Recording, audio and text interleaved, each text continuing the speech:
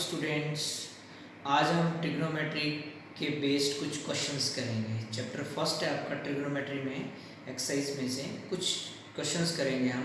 जैसे कि मैंने एक क्वेश्चन लिखा है, find the angle between the minute hand and hour hand when the time is 8:35।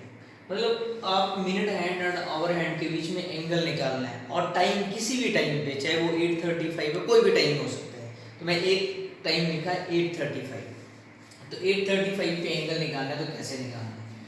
तो आप क्या करोगे, सबसे पहले मिनट हैंड कितना है, कितने घंटे हैं, 8:35। तो आपके पास जब क्लॉक बनती है, इसमें ये 12, 3, 6, 9 आ गया, 12, 3, 6, 9 ऐसे, और 1, 2, ठीक है, 4, 5, 7, 8, 10, 11 ऐसे होता है। और जब 8:35 होगा टाइम, तो वो कुछ यहाँ पे होगा, जो आवर हैंड मतलब छोटी सुई होगी यहाँ पे होगी, और 35 मिनट यहाँ पे होगा। तो ये आपका आवर हैंड है और ये आपका मिनट हैंड है, और इनके बीच में ये एंगल निकालना है आपने, कितना होगा? तो 8:35। तो आप कैसे निकालोगे? तो सबसे पहले आप आवर हैंड पे आते हैं, तो आप लिखोगे angle swept by hour hand in. एक आवर हैंड पूरा कंप्लीट सर्कल कितने आवर्स में लगाता है?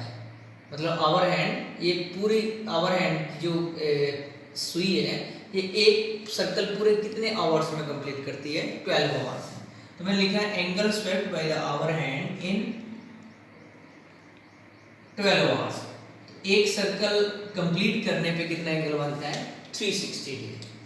तो लिखेंगे angle swept by hour hand in 8 hours. अब 8 आवर्स में, क्योंकि हमें 8:35 है, तो 8 घंटे में कितना आएगा?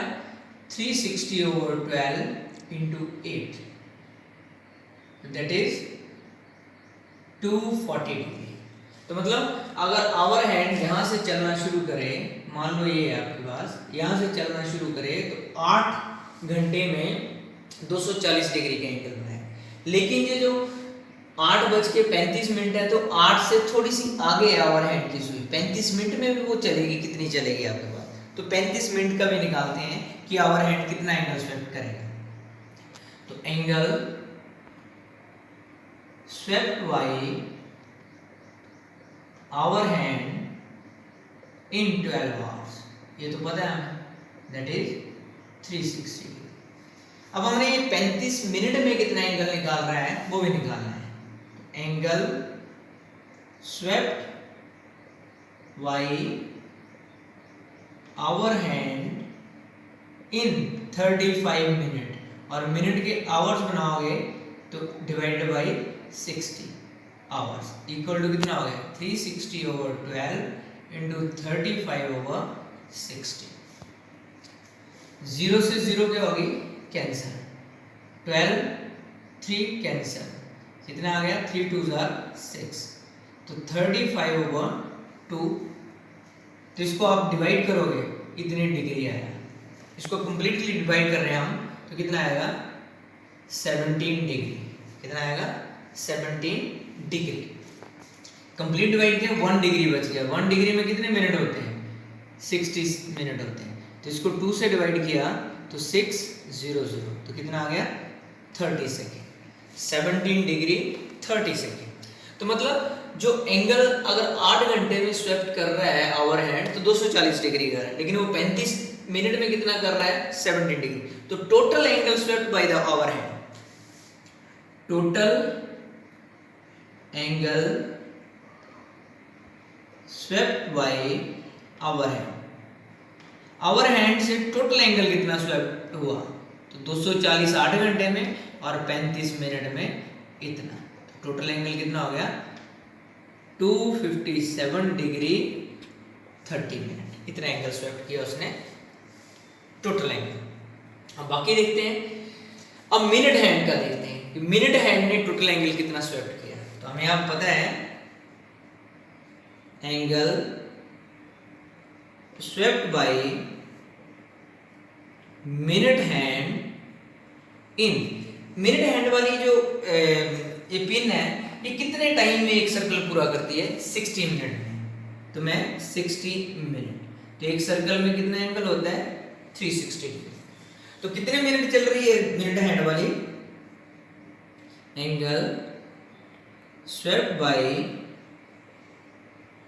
Minute hand in 35 minute equal to क्या आएगा, 360 over 60 into 35, 0 6, 6 35, 6 3 18 और 3 21, तो 210 डिग्री का एंगल बनाएगी मिनट हैंड। मतलब यहां से लेके अगर आवर हैंड एंगल बना रहा है यहां तक इतना 257 डिग्री, और ये चीज यहां से लेके यहां तक एंगल बना रही है 210 डिग्री।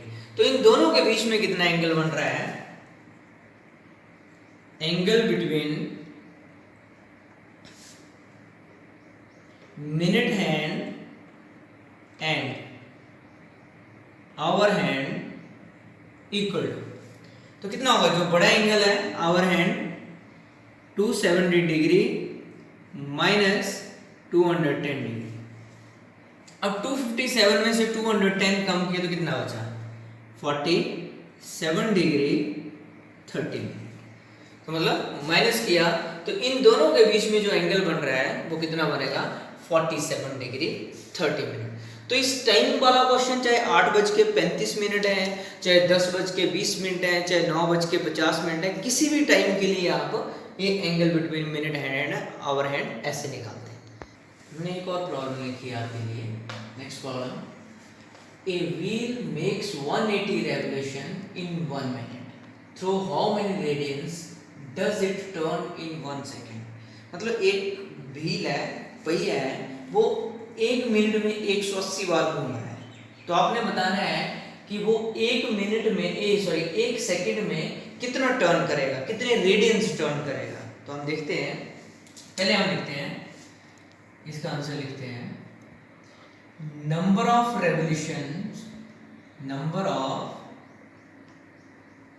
revolutions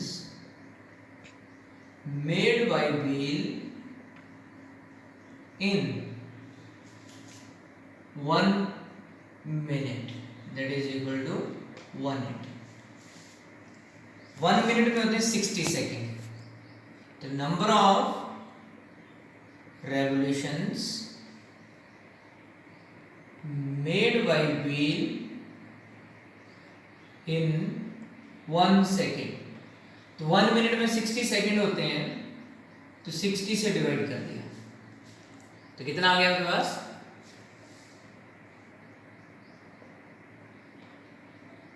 3 revolution. तो 1 सेकेंड में वो कितने रेवोल्यूशन बनाएगा, 3 रेवोल्यूशन होगा 1 सेकेंड में। अब आपको बोला कि पूछा हुआ है कि how many radians does it turn, वो व्हील 1 सेकेंड में कितना टर्न करेगा। तो आपको पता है कि जो व्हील होता है वो सर्कुलर होता है, तो एक व्हील एक सर्कल कंप्लीट करता है तो कितना एंगल बनाता है, 360 डिग्री का, और 360 डिग्री रेडियंस में क्या होते हैं, 2 पाई रेडियंस का होता है। तो लिखोगे the wheel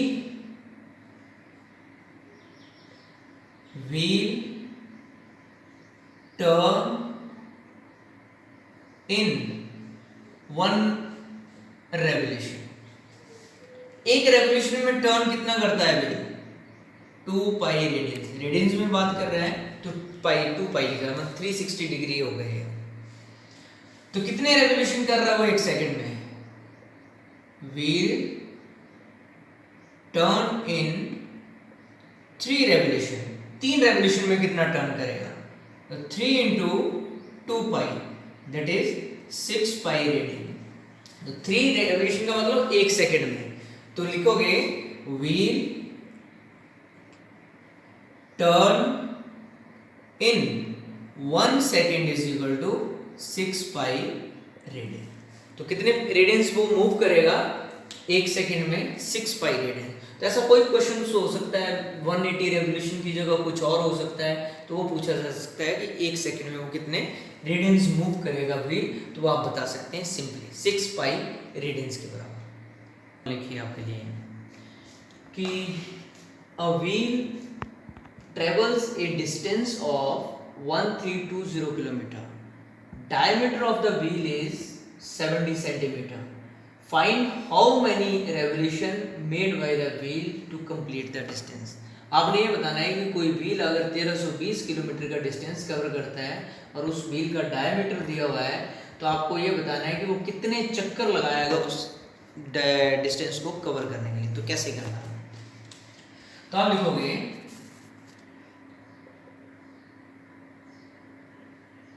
diameter of wheel, wheel का डायमीटर कितना है?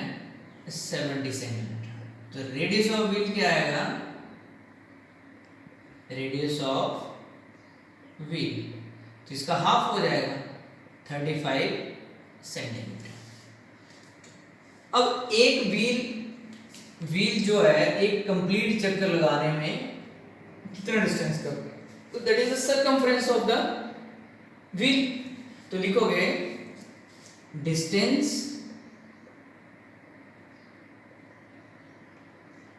Travelled by wheel in 1 revolution. एक चक्कर लगाने में वो कितना डिस्टेंस कवर करेगा? That is 2 pi R, circumference of the wheel. तो हमें पता है 2 पाई कितना है? 22/7, और ये कितना है? 35। 7 5 are 35, 5 2 are 10, 220 सेंटीमीटर। तो व्हील कितना डिस्टेंस करेगा? 220 सेंटीमीटर। अगर इसको मैं मीटर से मैं बनाऊं तो कितना बनेगा आपके पास? सेंटीमीटर को मीटर में बना लो तो कितना बनेगा? 1 मीटर में कितने सेंटीमीटर होते हैं? 100 सेंटीमीटर होते हैं। तो डिवाइडेड बाई 100, डिवाइड हो गया, दैट इज 2.2 मीटर आ गया। तो मतलब ये डिस्टेंस मैंने मीटर्स में कन्वर्ट कर लिया। तो distance travelled by the wheel in 1 revolution, एक रेवोल्यूशन के लिए हमने निकाल लिया।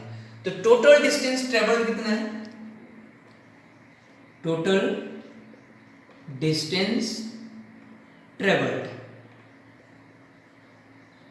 That is 30-20 kilometre. तो ये किलोमीटर में दिया हुआ है। इसको भी अगर मैं मीटर में कन्वर्ट कर लूं 30-20, तो 1 किलोमीटर में कितने मीटर होते हैं? 100।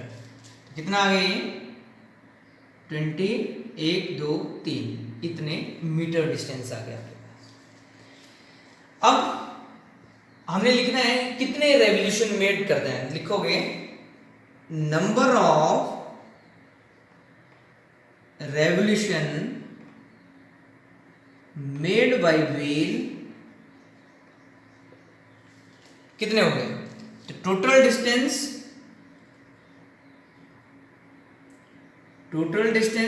ट्रेवल्ड,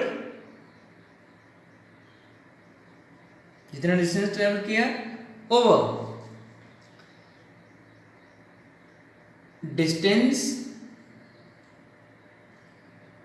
कवर्ड इन 1 रेवोल्यूशन, एक रेवोल्यूशन में जितना डिस्टेंस कवर किया है। तो टोटल डिस्टेंस ट्रेवल्ड कितना है? 1 2 3, ओवर एक रेवोल्यूशन में कितना डिस्टेंस कवर किया है? 2.2। अब इसको हम डिवाइड करते हैं तो कितना आएगा? 1 3 1 2 3 4 ओवर 2 × 2 और 10 ऊपर चला गया। 11 से डिवाइड कर दो, 11 2s are 22, 11 1s are 11, 2 13, 11 2s are 22, 1 2 3 4, फिर 1 2 3 4 कट होके ये आ गया। तो आपके पास क्या आ गया? 1 2 3 4 और 5।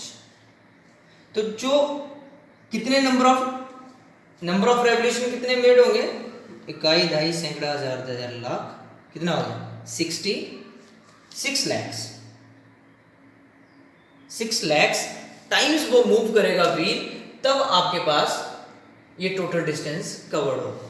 तो इस तरह से आप इस चीज को निकाल सकते हैं। 6 लाख रेवोल्यूशन मतलब एक व्हील जब 6 लाख बार घूमेगा तब इतना ज्यादा डिस्टेंस ये कवर कर पाएगा। तो इस तरह से आप इसको करते हैं, इस टाइप के क्वेश्चन को। तो क्वेश्चन कोई भी हो सकता है, डिस्टेंस ट्रेवल्ड कुछ भी हो सकता है, डायमीटर कुछ भी हो सकता है, एंड नंबर ऑफ रेवोल्यूशन, लेकिन मेथड ये होगा उसको करने का। A central angle of 60 degree intercept an arc of length 37.4 centimeter। क्या मतलब बोल रहा है ये? कोई हमारे पास सर्कल है, ये इसका सेंटर है, ये सेक्टर है, यहाँ पे इस पे कोई एंगल बन रहा है 60 डिग्री का, ये ओ ए बी मान लो, तो this is your radius of circle. ये फाइंड आउट करना आपने रेडियस ऑफ, और ये जो ए बी है, ये A B, this is known as a length of arc, और ये दी हुई है आपके पास 37.4 सेंटीमीटर। और एंगल को